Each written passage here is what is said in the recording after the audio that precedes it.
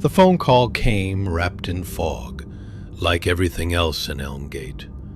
A man named Colin Prescott was found dead in his lake house, apparently from a fall down the staircase. The official statement called it an unfortunate accident. But when I heard the name Prescott, my fingers froze midair. Prescott & Vale was one of the Northwest's fastest-growing biotech firms. Its founders, lifelong friends, turned multimillionaires. Colin Prescott was the brains, and Jonathan Vale was the mouth. Their company had just secured a $40 million federal contract, and now Prescott was dead. I arrived 2 days later. The house by the lake stood eerily still, blinds drawn as if mourning. The air smelled like cedar, wet stone, and faint regret. Prescott's body had already been cremated. Rushed, too rushed. I found that odd, especially considering Vale's reputation for sentimentality. Jonathan Vale had delivered a moving eulogy. Tears, choked voice, a speech about brotherhood, legacy, and shattered dreams. Yet something about it didn't sit right. I watched the recording of that eulogy 3 times. It was in the pauses, too calculated, as if someone performing grief rather than experiencing it. I closed my notebook and stood at the edge of the lake. Somewhere beneath its silver skin, I sensed the truth waiting, cold, buried, and starting to rot. The fall might have been real, but the motive, that was man-made.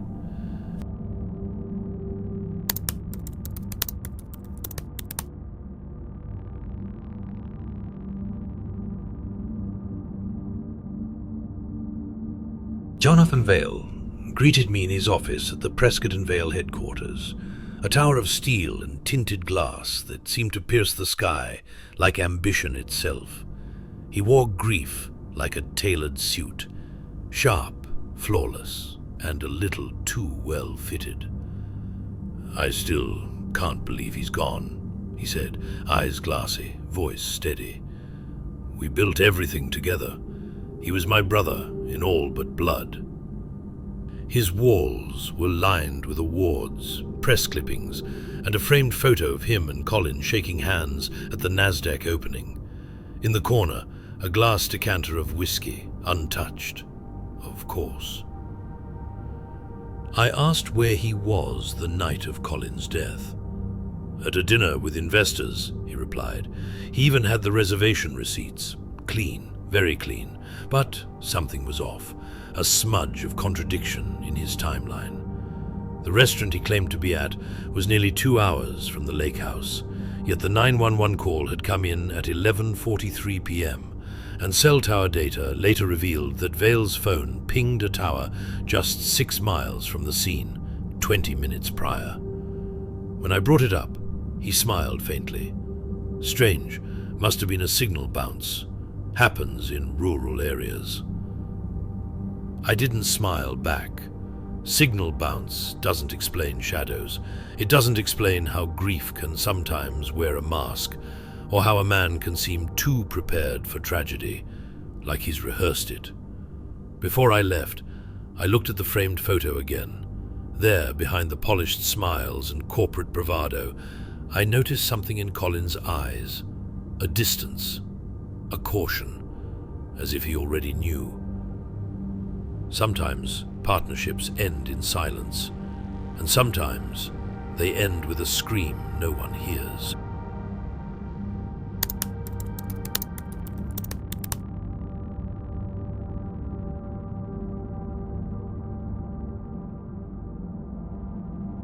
The Prescott & Vale staff kept their grief quiet, corporate silence, wrapped in black lanyards and polite nods.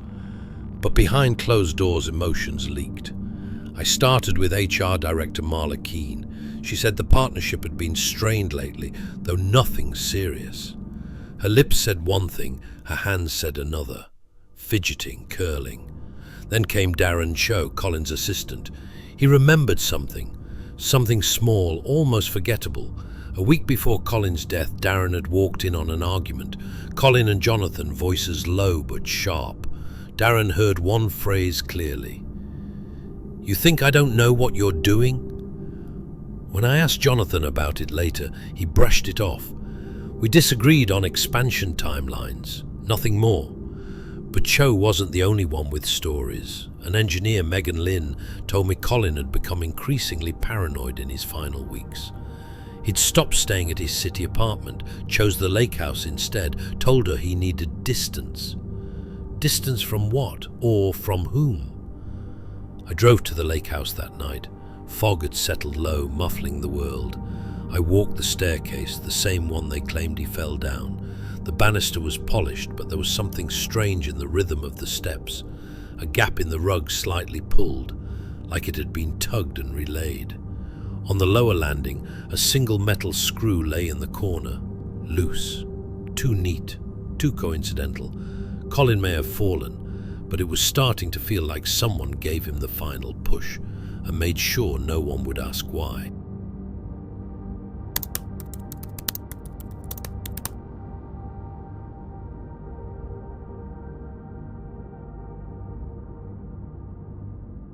The autopsy had been expedited, the body cremated within 48 hours, but the coroner's preliminary report still existed. Barely one page. Cause of death: blunt force trauma from falling down the stairs. No signs of foul play. But I'd seen enough bodies to know how they tell their own stories. I found Dr. Celia Hart, the medical examiner assigned to the case. Off the record, over bitter coffee, she admitted something strange. The angle of the fracture, she said, it doesn't match a straight fall, more like he was pushed or hit first. She never filed that addendum. Orders from above, she said, eyes heavy. The company lawyer showed up before I even signed the report. That lawyer? On Jonathan Vale's personal payroll. I returned to the company's financial records, public filings, internal memos, even emails Colin had archived on his old encrypted drive. What I found was motive, carved in numbers. Colin had planned to restructure the company, split its equity, cut Vale's share down by 30%. The draft was never sent, but he had prepared everything. Vale would have lost millions. Worse, he would have lost control. The lake house wasn't just a retreat, it was a place to think, to hide, and maybe to plan a clean break. But someone got ahead of him.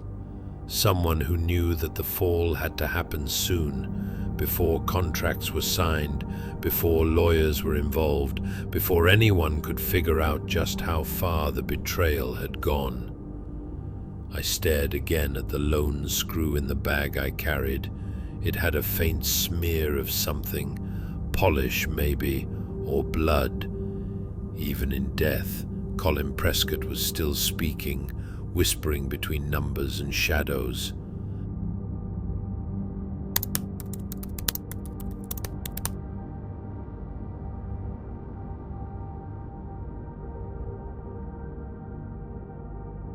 There's always a trail. Even in polished offices and lakeside homes, someone's watching. And in Elmgate, that someone was parked in a white utility van 3 houses down from Colin's lake house, part of a neighborhood security contract. Cameras meant for petty theft and prowlers. I pulled the footage. Most of it was uneventful. Branches in the wind, a deer near the back porch. But then, 11:07 p.m. on February 10th, a dark SUV, tinted windows, no plates visible, pulled into Colin's driveway. Headlights stayed on. 4 minutes, then darkness. Colin died at 11:43. I enhanced the footage.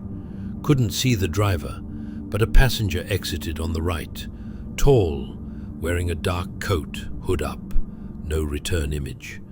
The SUV pulled out at 11:48. alone. Whoever went inside didn't come back out in time. That night, I visited someone Colin had been emailing privately, a woman named Elise Hargrove, a former executive at Prescott and Vale. She resigned abruptly 6 months prior. Her address wasn't hard to find. People with secrets tend to leave forward trails even when they try to disappear. Her hands trembled when she opened the door, not from fear, from the weight of everything she hadn't said. "We were close," she admitted. "Me and Colin, not just professionally." She didn't say the word, but I heard it. Affair. Elise had warned him. Jonathan had found out. About them. About the restructuring. "He smiled when he confronted me," she said, voice thin. "Didn't yell, just said, 'Be careful what you choose, Elise. Some roads don't lead back.'" Colin had been preparing to leave, not just the company, but everything. New bank accounts, property transfers. And Elise? She had stayed quiet. Until now. I asked if she knew who drove that SUV. She didn't, but she paused too long when I mentioned Vale's name, as if her silence had a name, and it wore cufflinks. This wasn't just about money. It was about control, possession, pride. And sometimes the most dangerous thing in a man's life is losing something he believes he owns.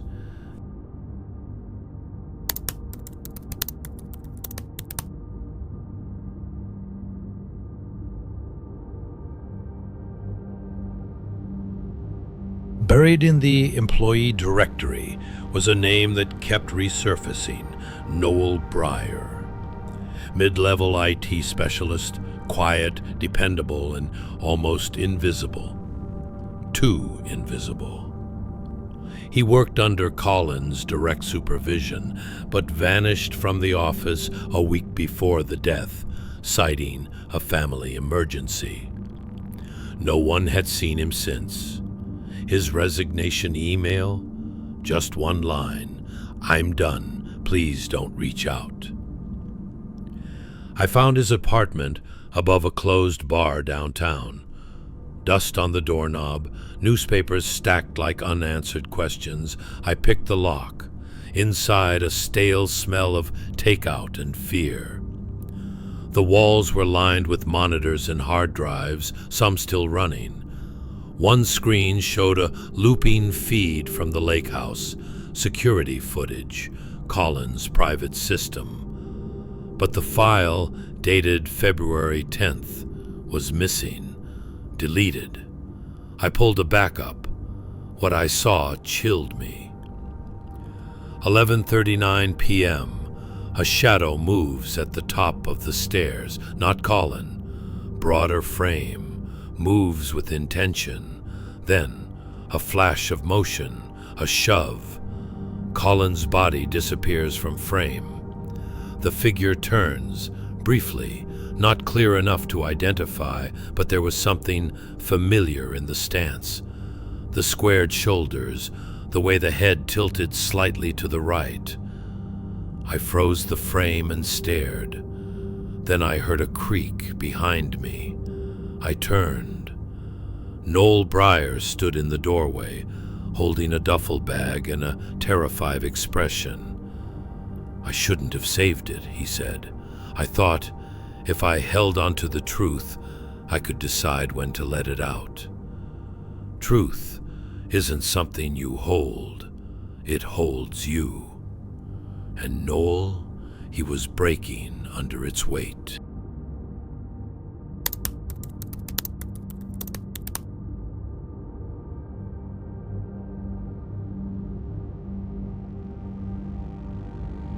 Noel Breyer sat across from me, fingers trembling over a chipped coffee mug.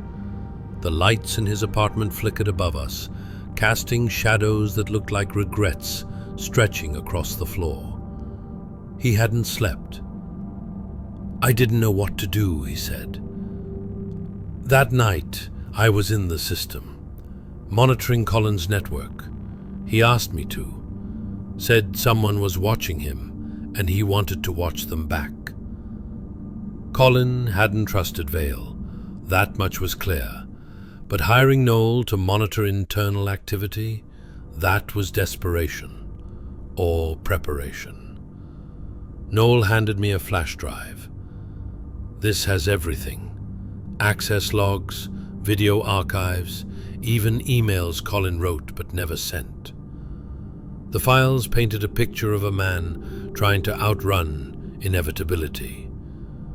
Colin knew he was being undermined, financially, legally, emotionally, and he knew who was behind it. But the most damning file was an audio recording, dated 3 days before his death. Jonathan's voice. "You walk away from this, Colin, and you don't just lose your share, you lose everything. Don't make me decide how this ends." I stared at Noel. "Why didn't you go to the police?" He swallowed hard. "Because Jonathan's protected. Lawyers, investors, connections. I thought if I exposed him, I'd be next. Truth again, heavy and sharp." I left with the flash drive, knowing it wouldn't be enough. Vale wouldn't crack under pressure. He'd planned too carefully, mourned too publicly. This wasn't just about proving guilt. It was about dismantling the illusion he built around it. And illusions, like glass, only shatter from within.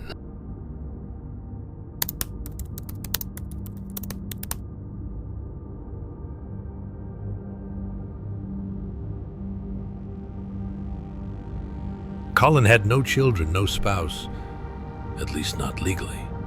But there was someone who called herself the closest thing he had to a wife. Her name was Julia Rowan. She lived with Colin for 3 years off and on. Her name wasn't on the house deed, no mention in the will. But she had his passwords, his journals, his trust. Julia met me on the lake house porch, where winter light stretched long pale across the wood. She looked tired, not just from grief, but from holding back too much for too long. "He was afraid of Jonathan," she said, in ways he never said aloud, but I felt it. She handed me a letter Colin had written but never mailed, a draft to the company board accusing Vale of financial misconduct and personal threats. "Why didn't he send it?" I asked. She looked away. "Because he still hoped Jonathan would stop. Hope. It's what kills people slow." I walked down to the dock where the lake stared back like an eye that never blinked. Colin Prescott hadn't just been pushed down a staircase. He'd been cornered long before the fall.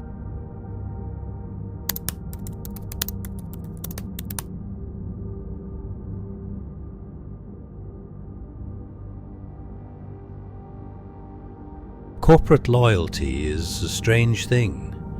It builds empires and buries bodies. At Prescott and Vale, it wore tailored suits and NDAs. But even the strongest foundations crack when you know where to tap.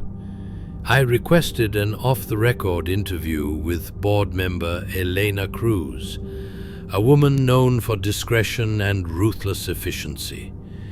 She hesitated, then agreed to meet. We sat in a dim cafe near the courthouse, where she stirred her tea far longer than necessary. "I knew they were drifting apart," she said. "Colin had ideas. Jonathan had ambition. That's a dangerous mismatch." She admitted Colin was planning to push Vale out entirely, not just reduce his stake, remove him, a total severance. "That's why he died," she whispered. "I just didn't expect it to happen so soon." She handed me a document, unsigned but damning, a motion Colin had drafted to dissolve the co-CEO structure. It had been scheduled for board discussion the week after his death. "Jonathan knew," I said. She didn't reply, just nodded slowly, eyes cast down. The walls around Vale's version of the truth were starting to bow, and I was holding the crowbar.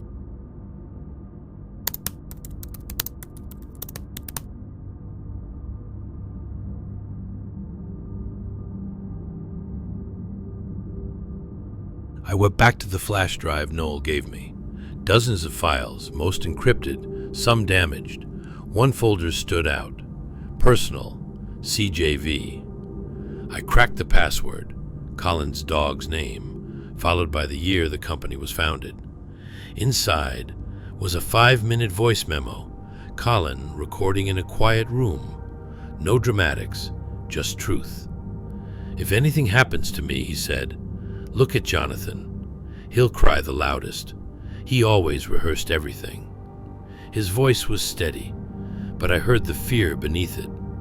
He detailed inconsistencies in Vale's financial decisions, backroom meetings, and strange invoices, payments to a shell company in Oregon. One of those invoices aligned with the night of his death. I checked the shell company's name. It was dissolved 48 hours after Colin died. And the registered owner? An alias previously used by a man named Dominic Blaine, a known fixer, untraceable. I played the recording again. "He said I was the problem," Colin whispered, "but all I did was try to keep us clean." It was more than a warning. It was an accusation, pre-recorded and buried, just in case. Now it was evidence, and evidence has a pulse.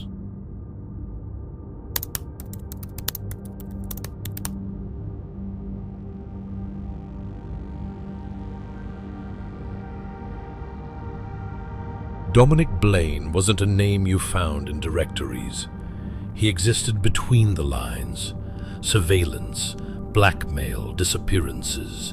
A ghost with expensive taste and no allegiance.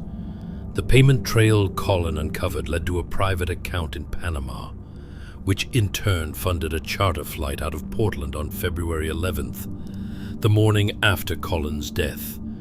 Passenger list, blank. Just a single signature, DB. I contacted an old asset in the FAA. He confirmed the jet left under a diplomatic clearance code, one often abused by certain security consultants. If Blaine had been in Elmgate, someone brought him in, paid him well, and protected his exit. That someone had to be Vale.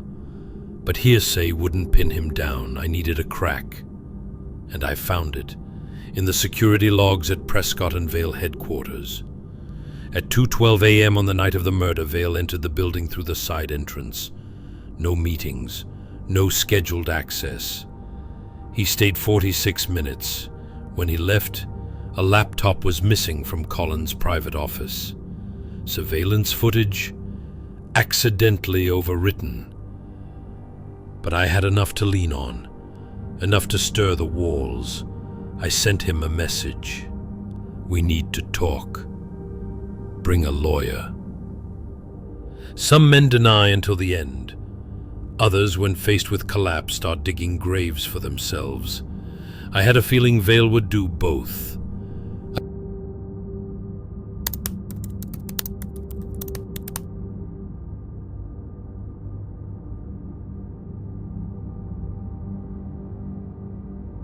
Jonathan Vale arrived at the station wearing a $3,000 suit and the calm of a man who'd buried too many secrets to fear another.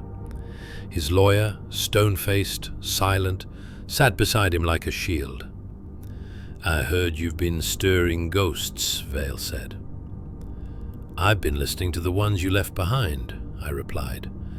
I laid out the facts, the payment trail, the voice memo, the erased security footage, the missing laptop. He didn't flinch, just leaned back and smiled. "You think a shadow like Blaine leaves receipts?" He said nothing incriminating, but it was how he said nothing that told me everything. Then I played Colin's voice, the memo. Vale stiffened. His lawyer shifted uncomfortably. "Convenient," he muttered. "A man records his paranoia, and now I'm the villain." "Paranoia," I said, "doesn't create offshore wire transfers." He stood up. "We're done here." I let him walk, for now.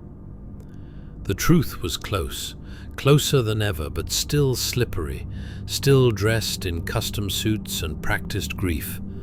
And sometimes justice doesn't knock down the door. Sometimes it waits, patient, quiet, just like me.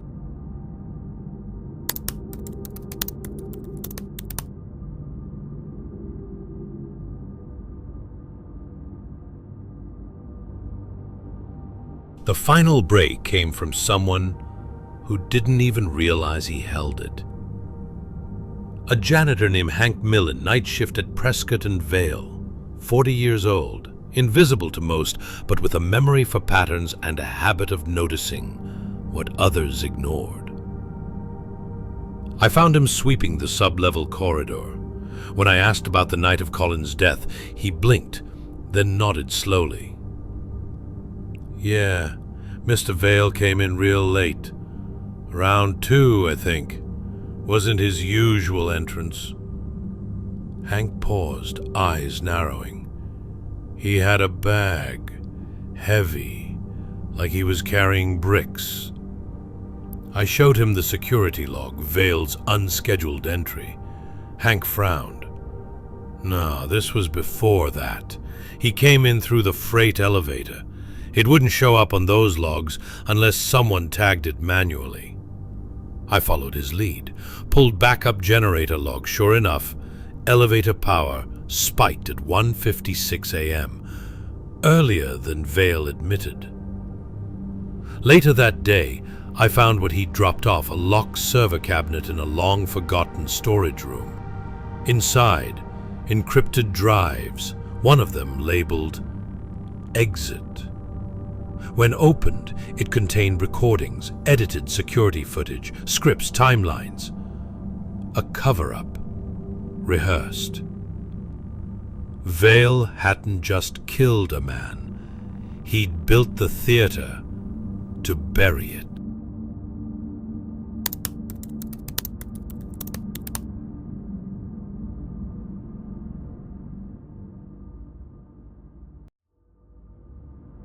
With the server footage decrypted, I watched the night unfold again, this time from an angle no one was supposed to see. The camera showed the staircase, Colin pacing, agitated. A shadow appears at the top, tall, composed, deliberate. Jonathan Vale. They argued. No sound, but their movements said enough. Colin tried to walk away. Vale reached for him, a push, a sudden fall, then stillness. Vale stood there, frozen, then slowly descended, straightened Colin's collar, and wiped the banister with a cloth. It wasn't rage, it wasn't panic, it was protocol. I turned the footage in. The district attorney moved fast. Warrants, arrest teams. By the time Vale's lawyers tried to suppress it, the media had already broken the story. He was arrested outside a fundraiser, cameras flashing, supporters stunned. He didn't resist, just looked at me through the crowd. There was no fear, only disappointment, like a magician whose final illusion had failed. He played the grieving friend to the end, but grief fades. What stays is guilt.